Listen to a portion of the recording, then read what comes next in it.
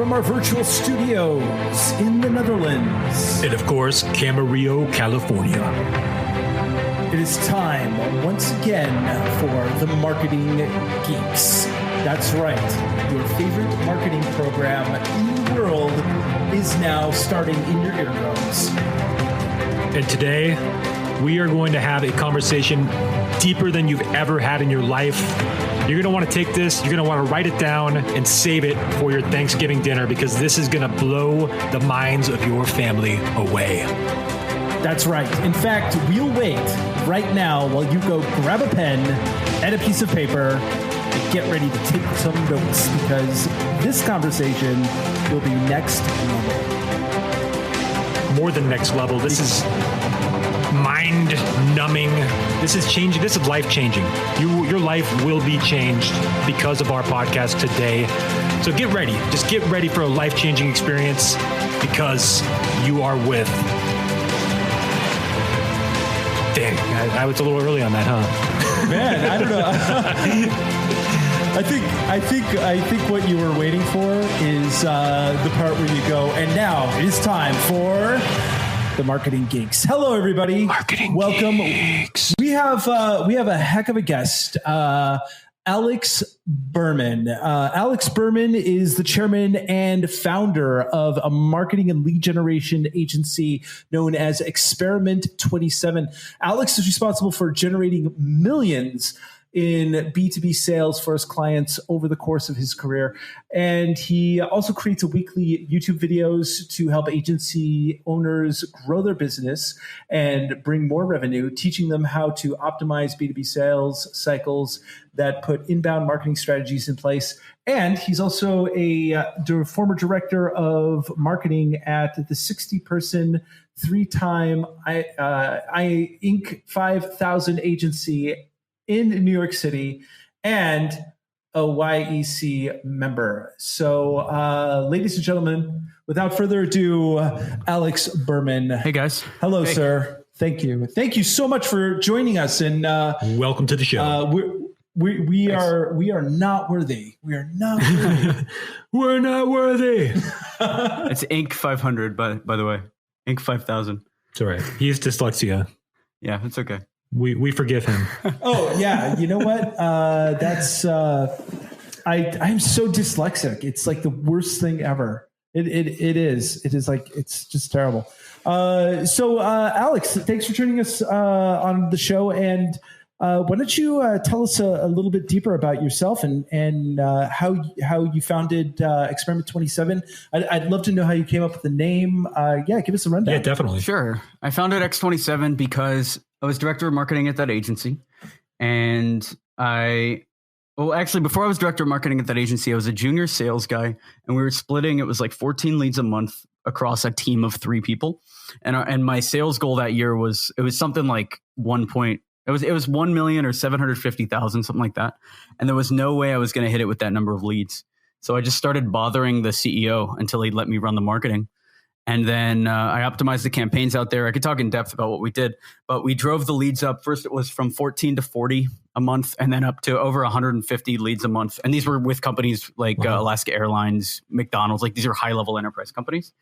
And then once I did that, I mean, that whole process was something I had to learn from scratch because there was no company out there that specialized in finding really high level clients. Because our agency, we didn't work with small businesses, and if we did work with funded startups, they had raised like $500,000-600,000. Like they were at minimum decent sized startups. Yeah, well, I like your style because you're going for the big guys. So you're doing B2B, but you don't have any of those limiting beliefs where you're afraid to go after the big fish. So it sounds like you went straight for the whales and you're landing them. You went for the golden gecko. Yeah, for sure. Well, I mean, I used to do small businesses. I used to do cold calling with this funded startup in New York, and I would cold call every day. I was doing it for 6 months to local businesses, and it's too much, you know. I don't like how local businesses act. They care too much about the dollar, and they care too much about marketing tasks that they don't know anything about. Large corporations, they are spending other people's money, and they're willing to give you the freedom you need to either fail or succeed with a campaign. So they'll give you a year. for instance, God, which I so found true. is about the right amount of time. One of the things we talked about before the show was that the fact that when you're working with smaller clients too, they tend to give you more headaches. They tend to need more hand-holding. They tend to require more work actually from the marketer. And then when you work with these enterprise level clients who, because they've done it before, they're used to it. It's like it's streamlined and it tends to be a lot easier and you get paid better. So it's I like your style, like I said, going for the big ones. Yeah, I'll give you an example. We have one client at X27 who I haven't talked to in 9 months. And they're just paying us. And basically they hired us. We worked for 3 months. We were just generating results for them. And then they just at one point stopped doing stand-ups. And now we're just kind of running. And it's been fine, knock on wood. But that's what happens at enterprises. That would never happen with a small business. That's incredible. Let's talk a little bit about your marketing technique, because we here on the program we talk a lot about digital marketing. We talk a lot about sales funnels, a lot about like SEO. But we haven't really talked too much about the good old fashioned phone call, like person to person types of lead generation. Can you give us a little bit rundown about your process that the company does, how you do it, and how you get those results? Sure. The biggest thing that we start with is identifying what sort of markets to go after. Because for our companies, a common pushback we get with our clients is we can do this for anybody, or we can do this for any large business. And so the first thing we try to do is figure out what are some niches within that business that we can help. So for instance, we work with a lot of agencies, and let's say you have a portfolio in design that's amazing. What we'll look at is that portfolio, and we'll try to find, all right, you did this project for Pepsi like a year ago. Let's go out and let's try to find other soda companies and see if that works. And you did this project with Starbucks. Let's go out and try to find other retail establishments. So that's the first thing we do, is we map out what case studies do they have, and then how can we come up with a campaign for each one of those. Then for the first 4 weeks, we come up with 4 different, I call them niches. I mean, everyone calls them niches, but 4 different offers that we can sell, and then 4 different markets that we're going after very specifically. And then we test all 4 of those offers using cold email and see which one wins. And then we'll scale based on that. Because that's the big thing. And where do you get your, what's up? That's cool. Where do you get your lists from generally? Usually we build them using LinkedIn, or a lot of the times I'll start by finding a lead pool, which is a list of companies. And when you're going with the top, it's actually a lot easier to find these people. You just search top hotel chains, and then you'll get Marriott, you'll get Walter Fostoria, you'll get, MGM Resorts. Google is usually the first place we start. And then we'll use LinkedIn to fill out the exact contacts. And then we use a tool like Walla Norbert or Email Hunter to guess the email addresses. Yeah, it used to be that you could just go in the back end of LinkedIn and download the spreadsheet, but they've cracked down on that now. So you have to use those third-party tools. So, exactly. That was only the good old days are gone. That was only with connections, right? Or it was with connections. But if you have a lot of connections, yeah, that's true. It was only with connections. I like selling to people. To people I'm not connected with at all. I like to sit down and think of who are the clients that would, for this specific company we're working with, who are the clients that would completely change their business. So for instance, how do we find them the Starbucks, the Cadobas, the Dunkin' Donuts? Like, these are all people we've had meetings with, the Krispy Kremes. Like, how do we get businesses that, if they close these deals, are going to lead to dozens and dozens of clients because they can put them on their website? So when you reach out to these big companies, are you going directly to the specific positions at the company? Are you going directly to those decision makers? Or do you have a strategy where you blast out like the entire company, or like what positions are you targeting? I mean, does it vary depending on what your goals are? It varies, but they're super targeted cold emails. So we found that in order to get in with these companies, almost the entire email has to be written from scratch for each target. At least a custom first line with a compliment that makes it seem like you're not sending to a huge list. And then from there, the title depends on what you're selling. For instance, if we're selling video production, our offer might be a 3-minute commercial. Video production to factories, our offer might be a 3-minute commercial to demonstrate the factory to help them get more clients, get them more contracts. So then we're going after whoever, the factory marketing manager, or even the CEO. I'm a huge fan of starting at the top and having them push you down. Yeah. Well, one of the things that's interesting, I just came back from Traffic and Conversions Conference in San Diego, and and we've talked about this in the last couple episodes, but they really hammered in that we're moving towards more personalization, and that, automation and generic messaging is kind of dying right now. And even on LinkedIn, because I have 12,000 contacts on LinkedIn or whatever, and I probably get like 20 cold messages a day. And if I read the first line, so I like what you said, because when I read the first line and it's not speaking to me, then I just ignore the rest. So it's really about that first line and developing and making it personal. So I think there's a big truth to that. So there's we have data for it too. We saw it wasn't even a 10% increase. It wasn't a 30% increase. When we started customizing the first line, our response rate and our meeting book rate both went up by 10 times. It went from 1% to an average of 10%. It was insane. So what does that email look like? So, because I get a lot of different emails every day, like either people emailing me to my company or emailing, messaging me on LinkedIn, and most people are doing it wrong.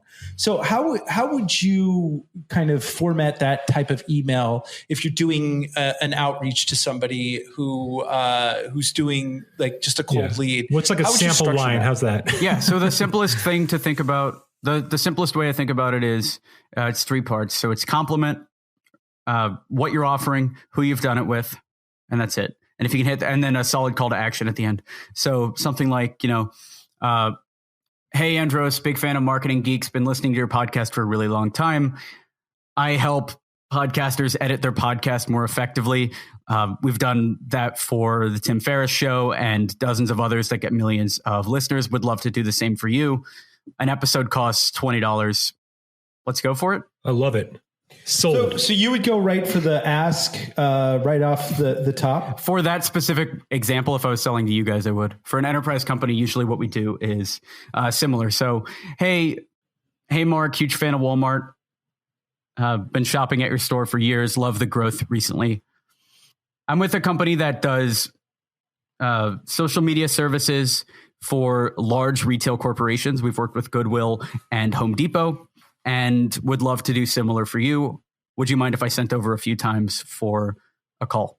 So let me ask you this, because I'm sure we're going to get this from our listeners.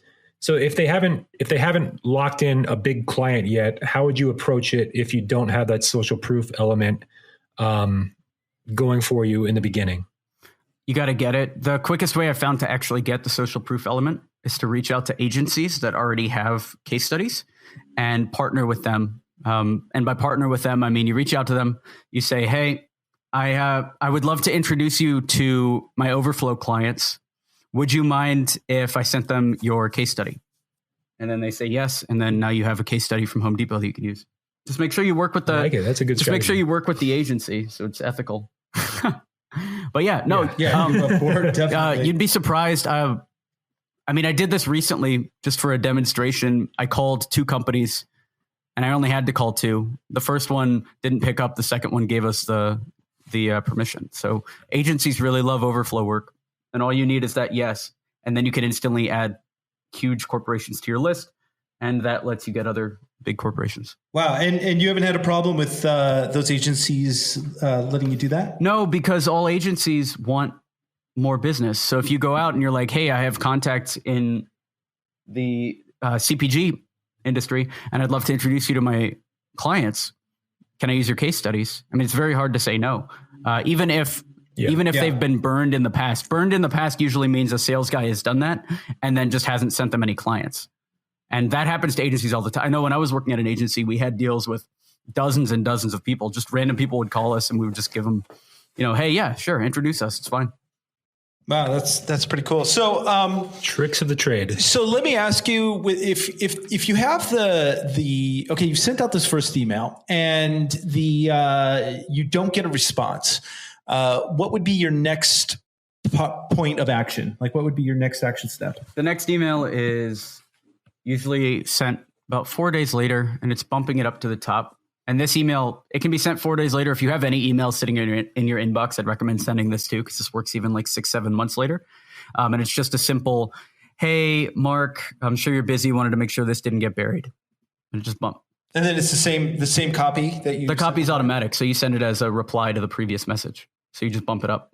Got it. Yeah, a lot of people try to put an extra pitch in here, but most of the time the email does get buried. Like just adding an email like that can double your meetings from cold email for real. How many times do you follow up typically if with these clients? Like do you set like an automated campaign? Yeah. Like we're going to have one go out day 1, one go out day 4, and then obviously if they open it, it changes. But can you tell me about that? It's usually 4. So there's that first one, and then I'm sure you're busy. You wanted to make sure this didn't get buried. Then the next one after that, like 3-4 days later, is something about the value. I usually frame it around, hey, I was just talking to the CMO at another major potato chip manufacturer, and they're dealing with this issue as well. And I'll say whatever the issue is. So they're dealing with low repeat purchase rate. Also, we were able to help them solve it by, adding a mobile app that more effectively gathered customer feedback. Are you around later this week? Would love to talk about doing the same for Lay's potato chips. And then the fourth. That's. Go ahead. Oh, sorry. Go on. I was just going to say the fourth email. What were you? You're going to say a compliment?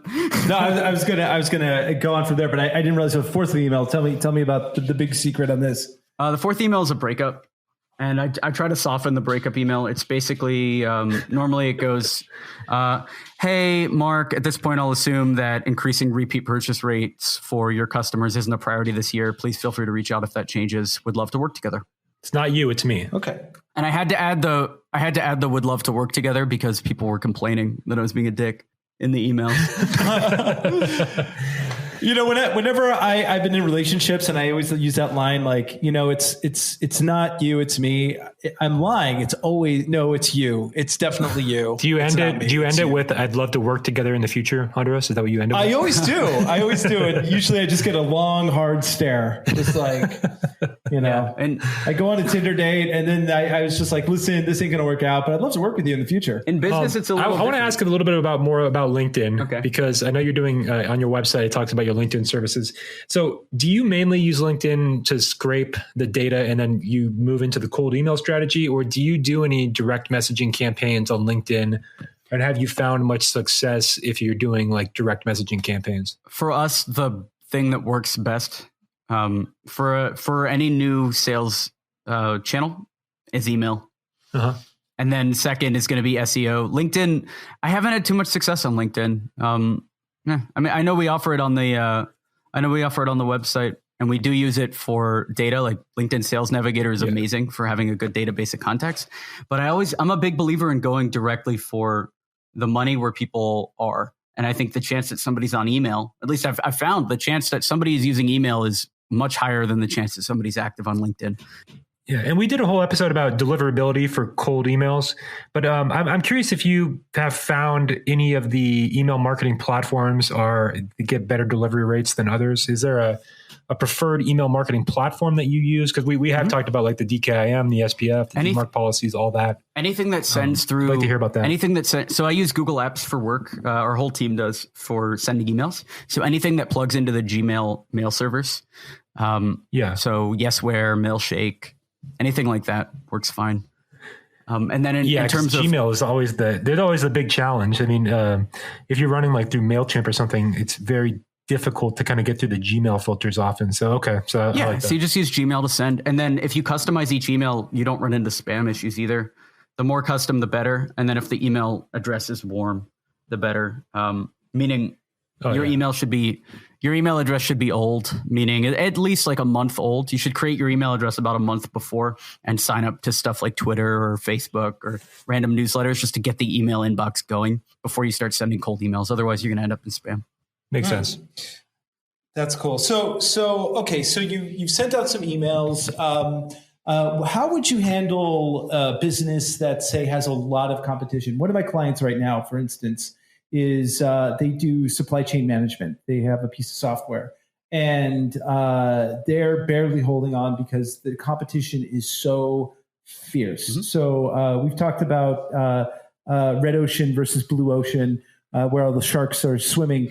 How would you handle approaching somebody, especially in a business where maybe they're getting these types of offers or emails on a daily basis? How do you rise up above the crowd? The first thing I'd think about is So you do supply chain management. I would look at their case studies and ask them who their most successful client is first.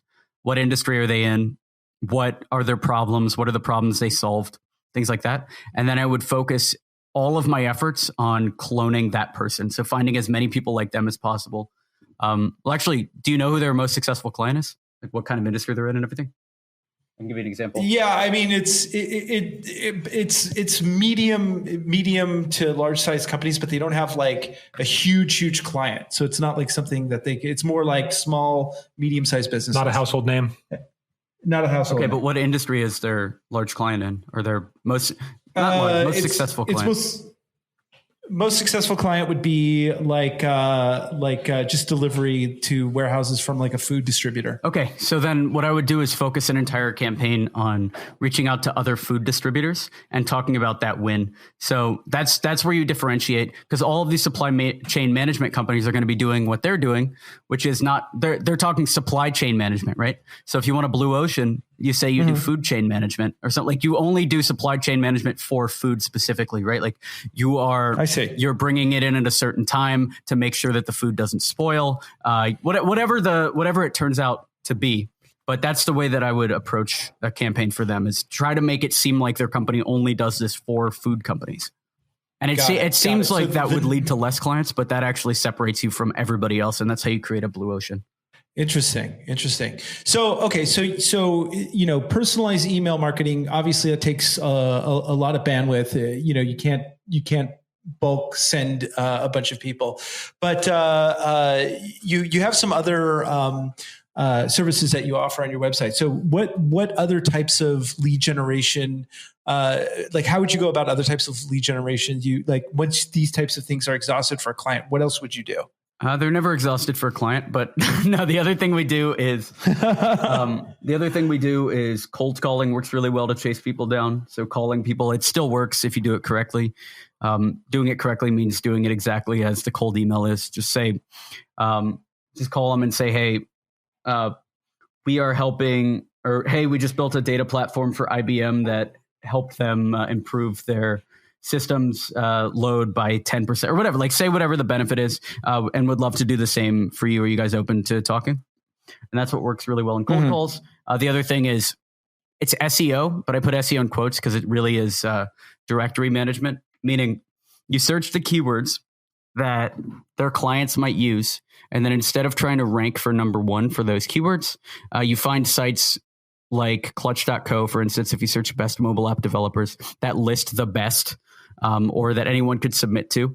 And then you game those systems to become number one, because those are the trusted sites. So you rank that's what we've done for a few agencies to get a lot of with leads. Backlinks, or what are you saying there with like you're getting them to give a backlink, or no? Well, sort of. It's more of so for instance, if you search best design companies right now, number one is a site called clutch.co. Number two is a site called App Futura. There might be like, BizBice, or there might be like some databases on there. And what I found is customers will click number one. They'll go over to something like App Futura and they'll see a list of design companies. Then they'll pick one, and that's it. They reach out to a bunch.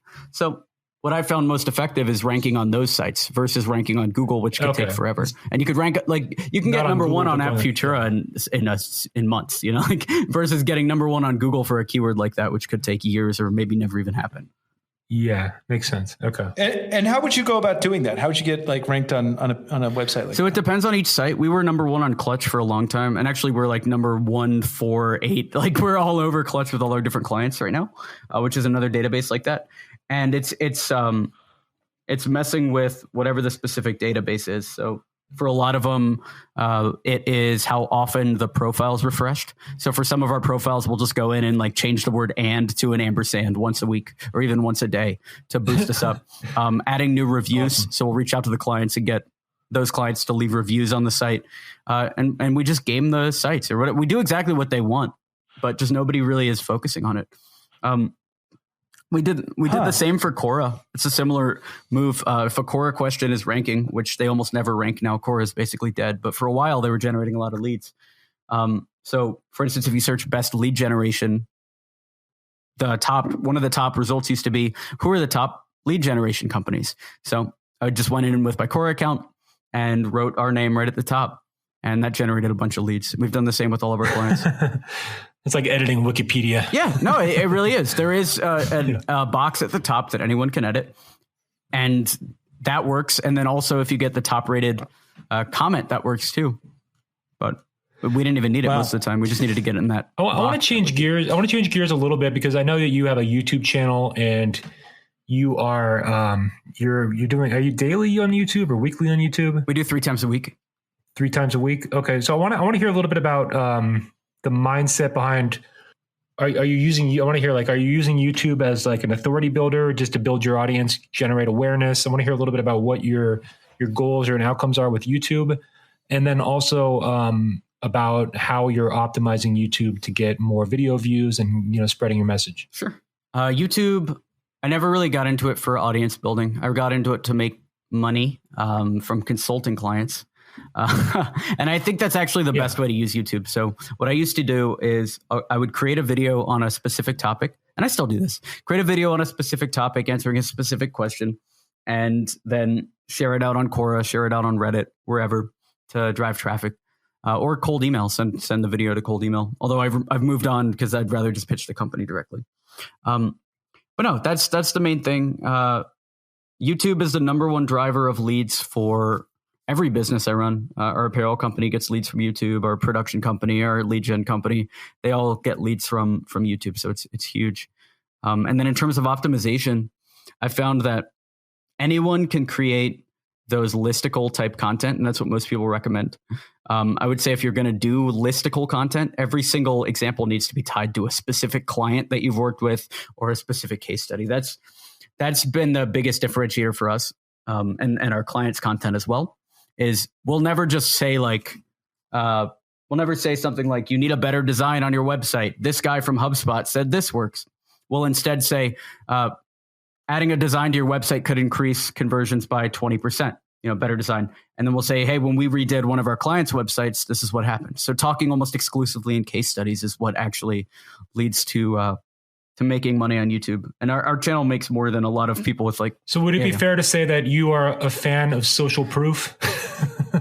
Yeah. I mean, we do it on I don't know if it's social proof. I guess that is the way to call it, but that's the way we do our sales calls too. It's all testimonials. It's all talking about what we've done in the past and basically stretching every story you have. Like if you think about your business and you think about your most successful client, I bet you could cut it 25 ways. You could come up with 25 case studies based on that one client. Yeah. So it's just hitting the same clients over and over again until you can get new clients. That's pretty amazing. Okay, so let's say that you're a company, right? And you let's put the shoe on the other foot. So you're a business. You're trying to just generate leads yourself. They don't have you. What would be the first thing that they would do themselves? Like if they were going to be doing it like kind of hands on, how would you recommend that they go about? Would you recommend that they create a YouTube channel, do some similar things? Like what would you recommend just to the average person? They want to have a YouTube channel?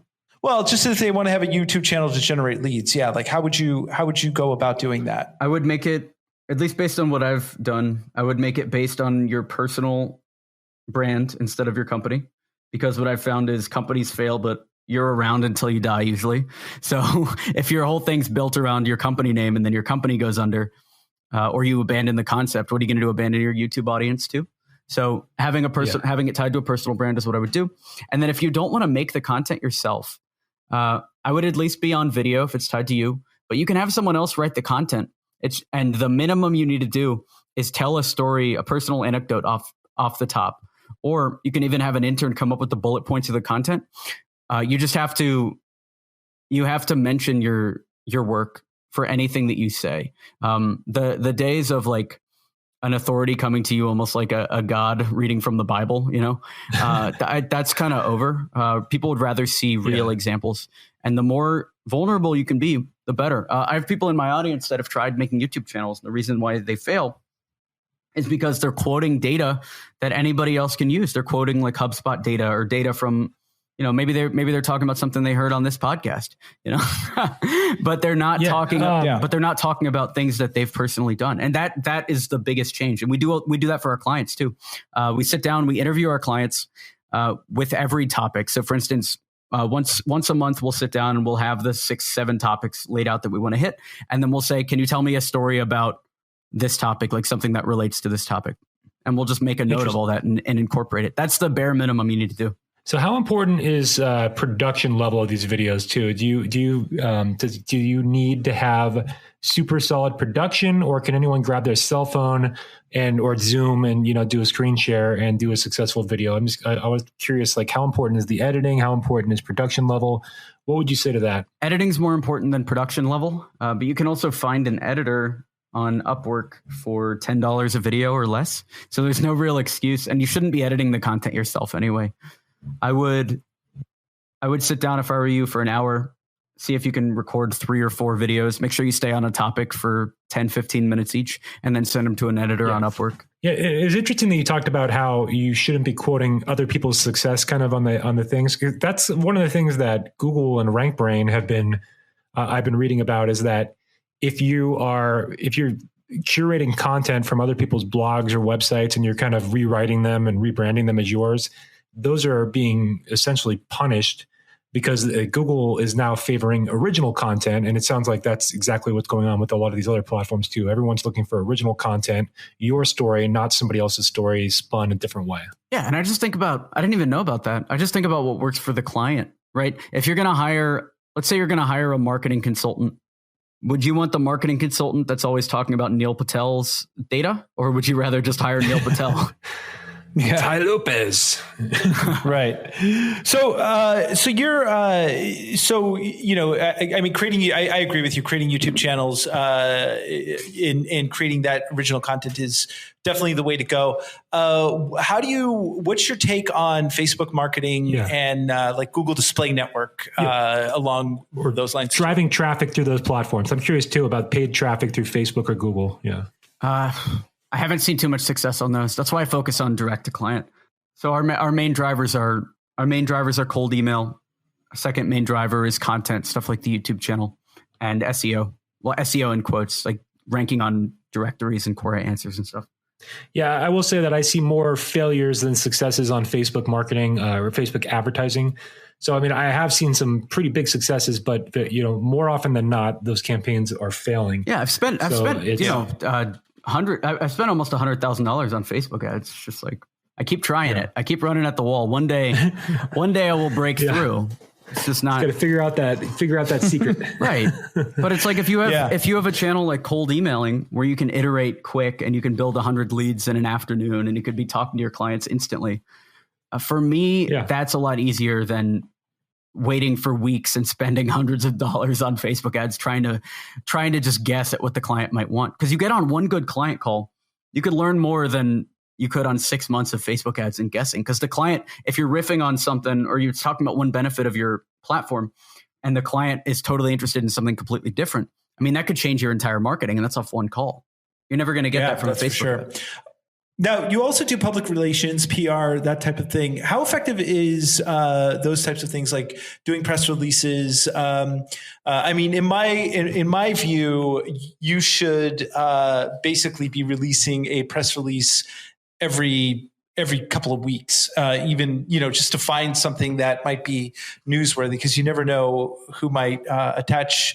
Find something interesting in that and then call you up. So do you find that an effective methodology, or do you use that often? We use it a lot. I mean, cold email outreach is great for getting PR as well. The main thing is I'm not worried about your rank on Google, right? I'm not worried about begging for backlinks or anything like that. What I'm going to do is I'll find podcasts, or I'll find they don't call them blogs. I was trying to think of what do they call them? They don't call them blogs anymore. News websites that are relevant, things like that, YouTube channels. And we'll reach out to those guys specifically, or ladies, whoever.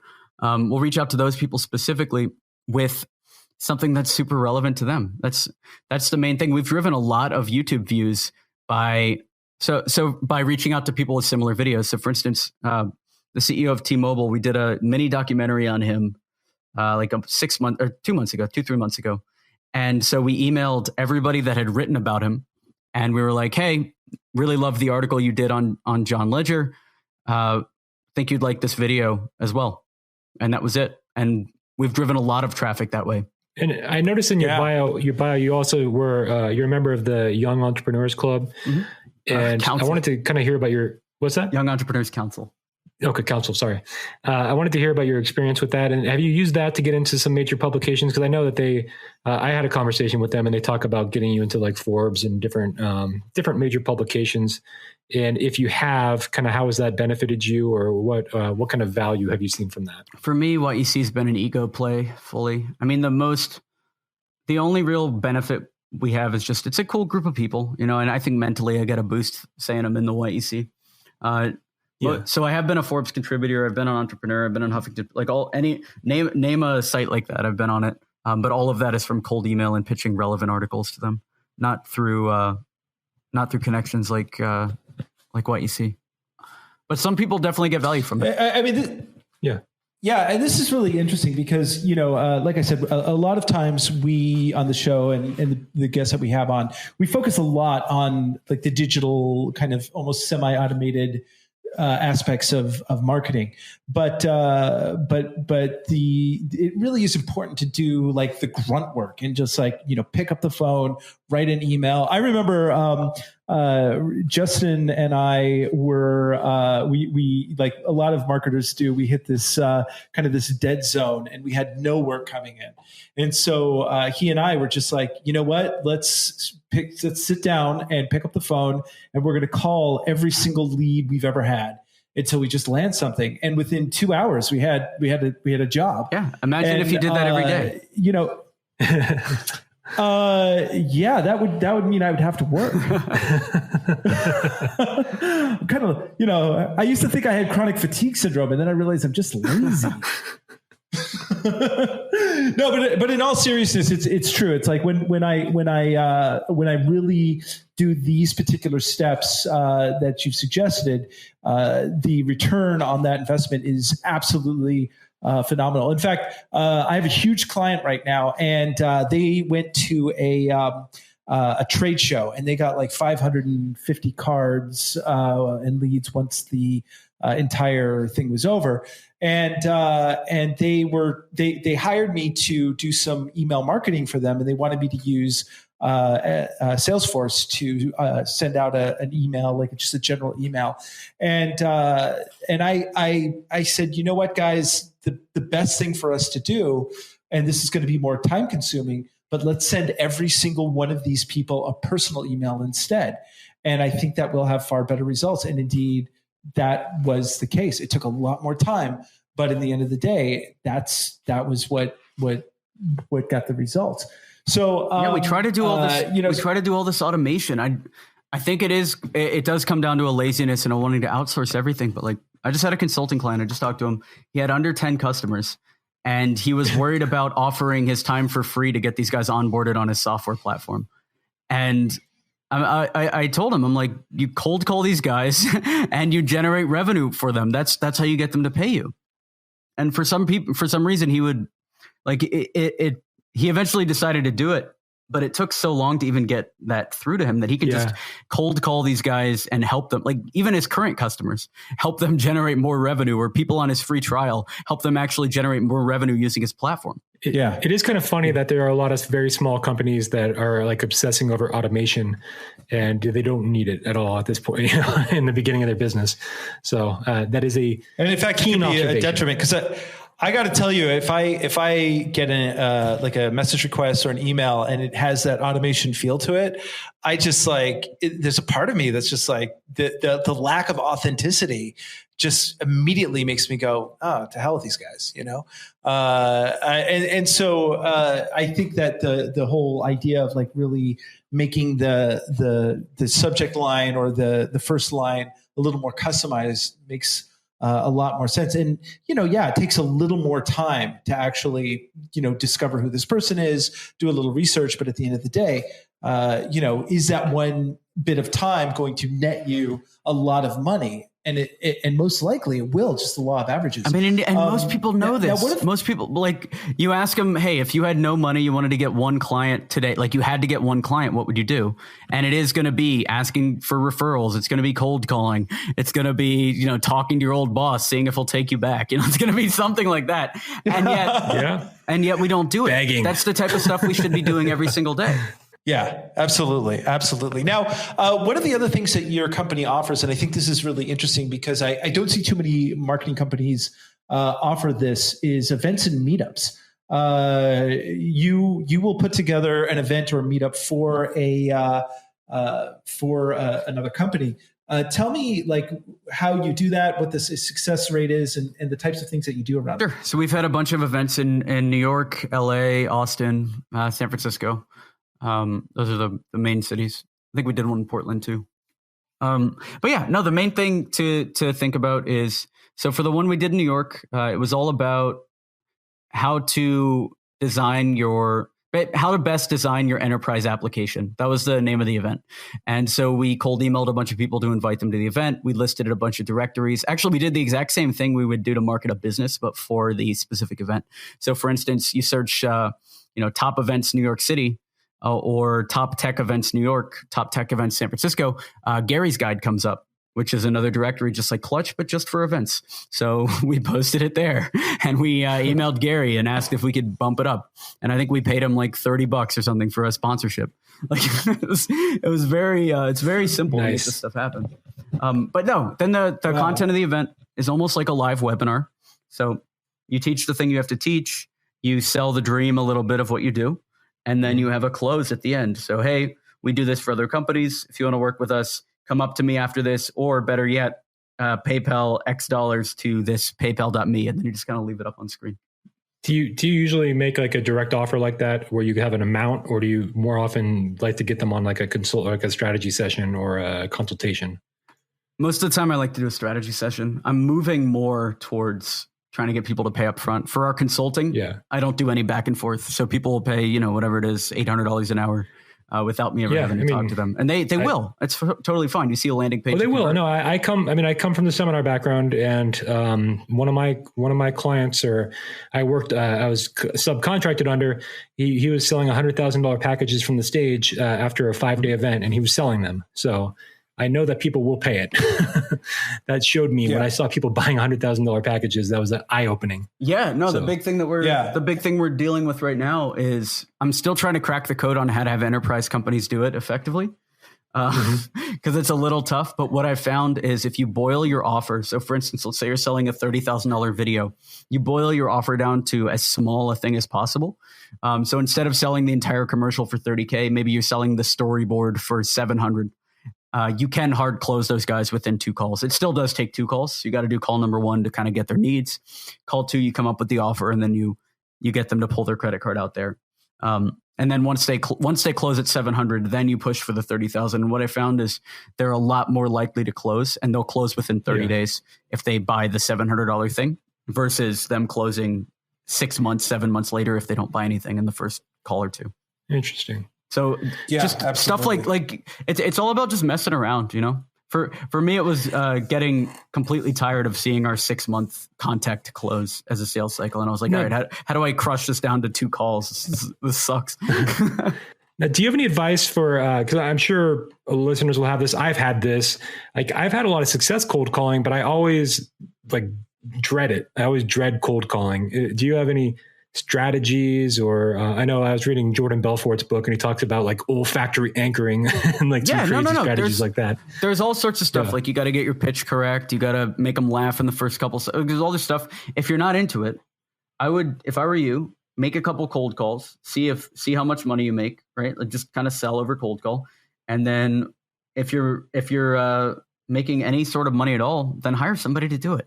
Hire a cold caller at $25 an hour on Upwork. There are a bunch of them in the United States ready to sell, hungry for this, So you could do that without selling on the phone yourself at first, but it will you'll spend a bunch of money. Basically, it's similar to Facebook ads at that point. If you just hop on like 3-4 calls yourself, you can get the script down. And then that'll put you like 6, 7, 8 months ahead. But no, that's what I'd recommend. Try to figure out a way to make money and then spend that money that you made on hiring someone to make money for you in that area. Then you never have to do it again. Yeah, that's like the best advice ever. And it's really funny because one of the things that a lot of our 7 listeners, they reach out to me on Facebook and they say, or on LinkedIn, and they go, "Hey, I love the show, but how would you recommend me even getting my first job? I don't have any type of experience." And my answer to that is like, first of all, don't think about getting hired. Get yourself an LLC, because when you get an LLC, it changes the conversation with yourself from, oh, I've got to get a job so someone will pay me money and I'm kind of floating until then, to there's money out there. I just have to pick up the phone and go get it. Right. And it is incredibly easy to make money in this world if you just pick up the phone or write an email. And I think that a lot of people sell themselves short because they don't have the confidence to just, go, hey, I've got worth and I've got something I want to offer you. And people, I think it's a rare skill, but it's something that can be developed by just about anybody. And, that's something that obviously you have it. But so how would you approach somebody who doesn't quite have that skill developed? And even if they are afraid to pick up the phone and they freeze up, how would you get someone in the mindset so they can get through that and have a personal breakthrough? So the way to stop freezing up is to write out what you're going to say in a script. I know that sounds annoying, but write it out, read it out loud to yourself 4, 5, 6 times, record yourself every time, and then start making calls. You'll know exactly what to say. Okay. Cause I hate the sound of my voice and I never listen to this show. Because of that. Well, no. So I found it's strange, but one of the best ways to sales train is to listen to yourself on the phone. You don't need Grant Cardone. You don't need Victor Antonio. You don't need a sales trainer. All you need to do is listen to yourself on the phone, and you'll automatically become a better salesperson. And that's actually the same for scripts. I had flashbacks. I used to work in telemarketing, and we read a script like the entire, we were just on script the entire time. We had scripted rebuttals, scripted everything. But over time, I did memorize it, and someone asked me a question, I knew the exact answer because I've been doing it for so long. So it does work. But yeah, it does. It also makes you feel like a zombie sometimes. But then again, I was sitting there for like 8 hours a day reading the same script versus just making a few calls. So, well, the point is you got to convince yourself that you haven't heard it before a million times. Like, try to get inside their mind and know that they haven't heard the script a billion times. So even if you are becoming a zombie, like, you got to try to get in their mindset and actually curse of knowledge. Yeah. And you sit in a call center, it's clear. There's some cold callers that are just, they sound like they're reading. And then there's some that are saying the same words that are in the script, but it feels like it's coming from their heart. And the only difference there is it's repetition. It's being confident in what you're saying. And then it's just going out there and not zoning out. It's being there in every single conversation. Well, you know who will always accept you no matter what you do and always think you're great, even if you're not? Who's that? It's time once again for the Sex Robot Report, because a sex robot will always give you the feedback you want to hear right when you want to hear it. Until they become self-aware, and then they might not. Yeah, well, they may tell you that anyway, just to keep you complacent. So, this is actually not a story. It's an interesting interview from interviewmagazine.com. And I just like the headline. It is, will sex robots cure the incel phenomenon? This was a British computer scientist and author Kate Devlin was interviewed by Interview Magazine. And they had a long conversation. It's too long. I don't want to get into it now. But just I just want to pose this question to our 7 listeners and to you guys. Do you think that sex robots can actually cure the incel phenomenon? Now we talked about. I mentioned this before the show started. Justin, you said you had no idea what an incel was. Yeah, I've not heard of this term. Okay, so and Alex, you have basically an incel is a person who is a It's a term for involuntary celibate person who decides that they are like usually young males who feel that they're owed sex, and since they don't get it because women are awful, then they get angry, and and so there's actually, I heard of this podcast. It was actually one of the most terrifying podcasts I've ever heard in my life. It was a guy found this person who is a self-proclaimed incel, and what he has done is created an AI program that if he sees a woman online who says something that he doesn't like, he basically uses this AI algorithm to find pictures of this woman, information about this woman, and then he has a database of porno actresses, and he can digitally put this woman's face that he doesn't like on a porno actress, and then he sends it to all of her friends on her private That's a little email. excessive. And he does it all automatically, and so that to me is terrifying because it's a form of terrorism in my mind. So, but the question is, if you have a sex robot and somebody is angry because they're not getting it because they don't know how to treat women, and a sex robot will never ever complain. Will that solve the problem? Well, we probably have a lot of college listeners, probably like 3 of them. And if they're in philosophy class, they should pose this question to their philosophy, instructor. I'd love to hear, because this is a philosophical question, right? This is deep. This is a very deep question. So I think this is... Alex, what's your thought on this? I think it depends. No, because if being an incel is caused by not having sex, then having sex with a robot would definitely stop them being angry. Would it help them accept women? Probably not. Like, I don't know. Yeah. I feel like they might chill out a little bit though. Yeah. They'll definitely chill out. Maybe they won't leave the house. Yeah. Well, I got to tell you, I don't have a sex robot, but I still rarely leave the house. So, it's cool. I don't know what that says anything. That concludes another fine edition of the sex robot. That was a great one. That will be legendary. That'll be in our archives for years. Maybe, who knows? But I do want to ask you about this, Alex. So AI, they talk a lot about automation and AI. There's a conversation about all of this. I know that when President Individual Number 1 was he was asked about bringing jobs back to America, and my thought on that was like, well, that's fine if manufacturing jobs do come back to America, but they're going to all be automated. And but however, there was I also heard a lot of research done that during the Industrial Revolution, a lot of people were worried about industrialized work would displace a lot of workers as well, but those workers ended up just finding other types of work. What do you feel about automation as far as marketing goes, the future of that, even using AI to do outreach, to do what we do? What's your thought on that? I think so automation's getting smarter. Being able to send an email that looks real, hopefully that's around the corner, but also Google is being more aggressive with their spam filtering.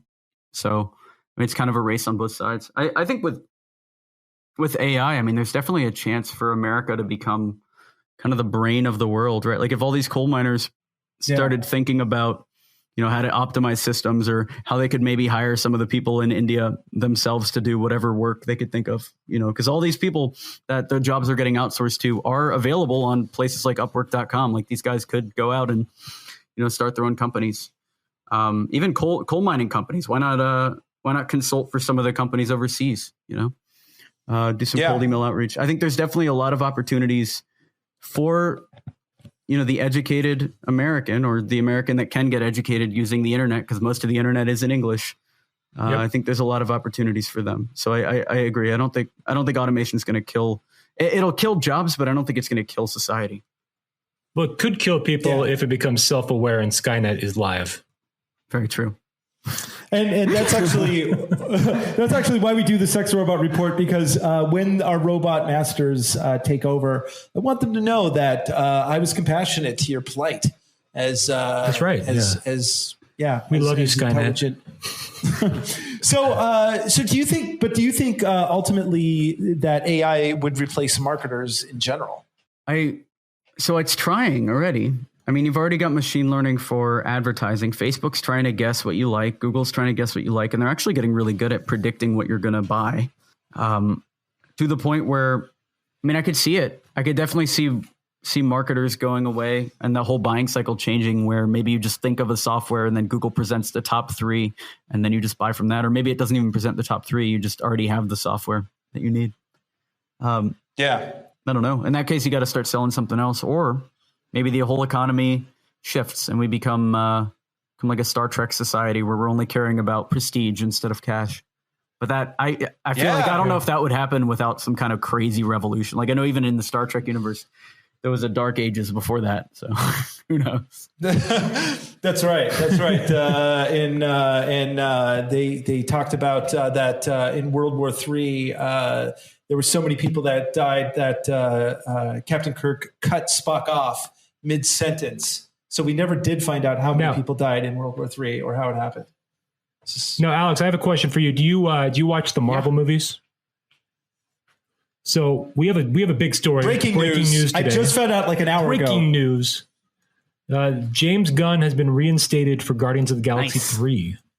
Yes. So he is officially back. He's going to be directing it. So we were kind of excited by that, and we wanted to share that story on the air here. Now, I got to tell you, I would have seen Guardians of the Galaxy 3 no matter what, but I'm going to enjoy it a lot more now that it's out.